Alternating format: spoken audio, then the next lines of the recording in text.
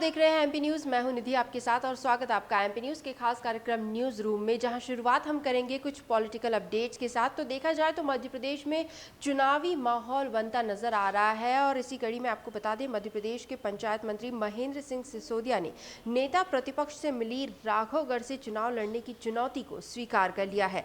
सिसोदिया ने चैलेंज स्वीकार करते हुए कहा कि अगर पार्टी मुझे राघवगढ़ से टिकट देगी तो मैं वहीं से चुनाव लड़ूंगा। जयवर्धन कोई तोप थोड़े ना है। मंत्री सिसोदिया ने आगे कहा, जिस नगर पालिका में 1-2 सीटें आती थी वहां भारतीय जनता पार्टी की आज 8 सीटें आई हैं। वोटिंग परसेंटेज आपको चेक करना चाहिए, आप पाएंगे कि कांग्रेस से ज्यादा वोट बीजेपी को मिले हैं। अचंभित होने की बात नहीं है। धीरे धीरे जयवर्धन सिंह की पूरी जमीन खिसक रही है, उन्हें सोचना चाहिए इस बारे में। सिसोदिया की चुनौती को स्वीकार करते हुए जयवर्धन सिंह ने कहा, अगर भाजपा उन्हें निपटाना चाहती है तो आ जाए राघवगढ़, उनका स्वागत है। दरअसल 2 दिन पहले ही मध्य प्रदेश के 19 नगरीय निकायों के चुनाव परिणाम सामने आए हैं। इनमें सबसे ज्यादा चर्चित चुनाव पूर्व सीएम दिग्विजय सिंह के गढ़ राघवगढ़ का रहा।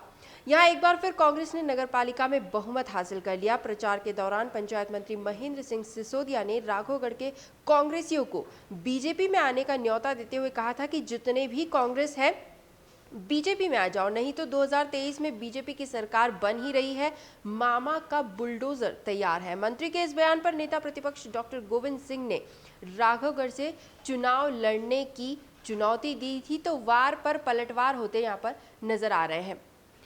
अगली अपडेट की तरफ बढ़ेंगे तो शाहरुख खान और दीपिका पादुकोण की पठान मूवी आज रिलीज हो गई है। मध्य प्रदेश में इसका जमकर विरोध हो रहा है। हिंदूवादी संगठनों ने भोपाल के सिनेमाघरों में हनुमान चालीसा का पाठ किया। इंदौर के आइनॉक्स में पठान फिल्म को लेकर जमकर विरोध प्रदर्शन देखा गया। इसके बाद फिल्म का एक शो भी कैंसिल करना पड़ा, दर्शकों को वापस लौटा दिया गया। पुलिस कमिश्नर ने कानून व्यवस्था ना बिगड़े इसलिए सभी सिनेमाघरों में सुरक्षा इंतजाम पहले से करने की बात कही है। उधर ग्वालियर में भी इसका विरोध हो रहा है। हिंदूवादी संगठनों ने सड़कों पर जाम लगा दिया, शो चलने नहीं दिया गया। पठान फिल्म ट्रेलर रिलीज होने के बाद से ही विवादों में घिरी हुई है। इंदौर में बुधवार को कई सिनेमाघरों में इसकी ओपनिंग होने वाली थी, लेकिन इसके पहले ही हिंदूवादियों ने विरोध प्रदर्शन शुरू कर दिए। इसी मामले में सियासत भी काफी देखने को मिली है। पठान मूवी को लेकर कई तरह की प्रतिक्रियाएं सामने आई है। मूवी पर जब केंद्रीय मंत्री प्रहलाद पटेल से रिएक्शन मांगा गया तो उन्होंने हाथ जोड़ लिए। ये जेस्चर उनका काफी वायरल हुआ है। वे बोले, मुझे मरवाओगे क्या, भारत माता की जय, सिर्फ इतने शब्द कहकर वे हट गए। मध्य प्रदेश सरकार में पर्यटन और संस्कृति मंत्री उषा ठाकुर ने कहा कि मैं फिल्में कम ही देखती हूँ। राज्य के कृषि मंत्री कमल पटेल से जब सवाल पूछा गया मीडिया के द्वारा तो उन्होंने भी सिर्फ कुछ ही शब्द कहे। उन्होंने कहा, मेरे दुश्मन हो क्या। कुछ इस तरह की प्रतिक्रियाएं अब देखने को आ रही हैं और देखा जाए तो ये तब हो रहा है जब प्रधानमंत्री नरेंद्र मोदी की नसीहत नेताओं को यहाँ मिल गई है। बीजेपी नेताओं ने बयानबाजी करना अब बंद कर दिया है। पिछले हफ्ते दिल्ली में हुई बीजेपी की राष्ट्रीय कार्यकारिणी समिति की बैठक में पीएम ने बीजेपी नेताओं को मूवी और मुसलमानों पर बेवजह बयानबाजी करने से मना कर दिया था, तो इसके बाद से रिएक्शंस आना कुछ कम हो गए हैं। अगली अपडेट की तरफ बढ़ेंगे। कथावाचक पंडित प्रदीप मिश्रा ने विवादों में चल रहे बागेश्वर धाम के पंडित धीरेन्द्र कृष्ण शास्त्री का समर्थन किया है। वे उनके समर्थन में आगे आए हैं। मंगलवार को पंडित मिश्रा ने गुजरात में चल रही कथा के दौरान पंडित शास्त्री का समर्थन करते हुए कहा कि शास्त्री खुद को अकेला ना समझे। सनातन धर्म का एक एक बच्चा आपके साथ कदम से कदम मिलाकर खड़ा है। मंगलवार को उन्होंने कहा कि संत, साधु, गुरु, ब्राह्मण, तपस्वी, साधक हो या उपासक, इनकी परीक्षाएं बहुत होती है। परीक्षा में घबराना नहीं चाहिए। जो सनातन धर्म की ओर आगे बढ़ेगा, जो सनातन धर्म की ध्वजा लेकर आगे बढ़ेगा, उसकी परीक्षा हर पड़ाव पर होगी, हर जगह होगी, प्रत्येक जगह उसे परीक्षा देनी होगी। आपको बता दें कि नागपुर की अंधश्रद्धा निर्मूलन समिति के अध्यक्ष श्याम मानव ने पंडित शास्त्री को चुनौती दी थी। उसके बाद से ही ये मामला लगातार सुर्खियों में बना हुआ है।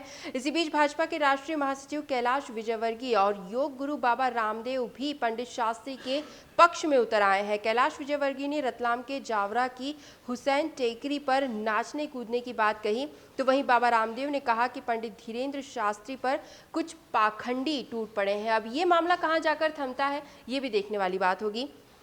खैर बढ़ेंगे अगली खबर की तरफ। सरकारी स्कूलों में पढ़ने वाले बच्चों को मिलने वाले मिड डे मील यानी दोपहर के भोजन को लेकर अक्सर देखा गया है कि कई प्रकार की शिकायतें मिलती है। खाने की क्वालिटी को लेकर शिकायत सामने आती है। स्कूल शिक्षा विभाग से लेकर स्थानीय प्रशासन भी अब इस समस्या से काफी परेशान हो चुका था। इसी को लेकर राजधानी भोपाल में एक अच्छी पहल की शुरुआत हुई है। भोपाल के शाहपुरा इलाके में मध्य प्रदेश की पहली मैकेनाइज्ड किचन की शुरुआत हुई है। अक्षय पात्र फाउंडेशन ने HEG मंडीदीप के CSR फंड से करीब 12 करोड़ रुपए में ये हाईटेक किचन सेटअप तैयार किया है। CM शिवराज सिंह चौहान ने आज इसका उद्घाटन किया। अक्षय पात्र फाउंडेशन के किचन में खाना पूरी हाइजीनिक तरीके से बनाया जाएगा।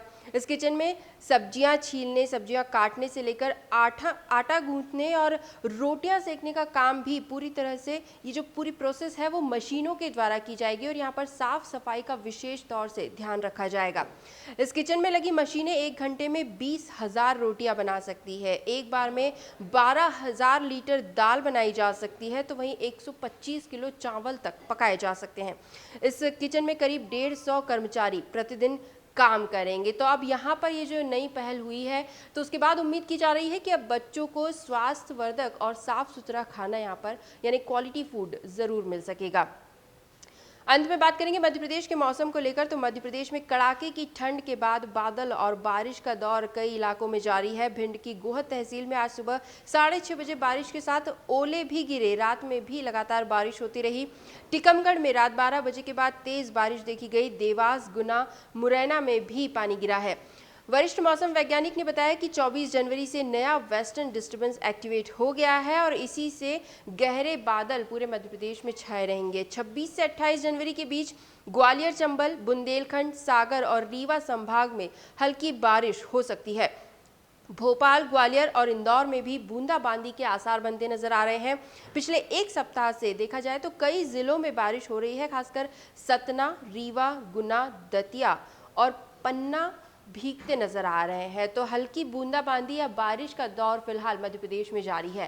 तो MP न्यूज़ के न्यूज़ रूम से फिलहाल यही अपडेट्स, लगातार और भी खबरें और भी जानकारियां हम आप तक जरूर पहुंचाते रहेंगे। बस आप बने रहिए हमारे साथ, देखते रहिए MP न्यूज़। धन्यवाद। MP की नब्ज, MP का हाल, मध्य प्रदेश की हर खबर MP न्यूज़ TV के साथ। लगातार खबरों के लिए सब्सक्राइब करें हमारा YouTube channel MP news TV। Latest updates के लिए बेल आइकन दबाना जरा भी न भूलें।